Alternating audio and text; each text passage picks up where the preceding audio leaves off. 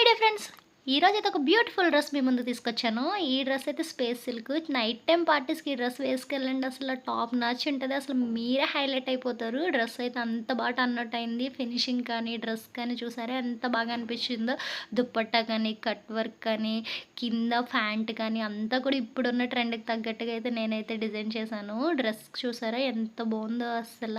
మీరెప్పుడైనా night time birthdays పార్టీస్‌కి వేసుకు వెళ్ళండి. చాలా అద్దిరిపోతది. ఈ డ్రెస్ డీటెయిల్స్ కావాలితే నాకైతే డీఎం చేయండి. ఇందులో కొన్ని డీటెయిల్స్ అయితే చెప్పేస్తాను.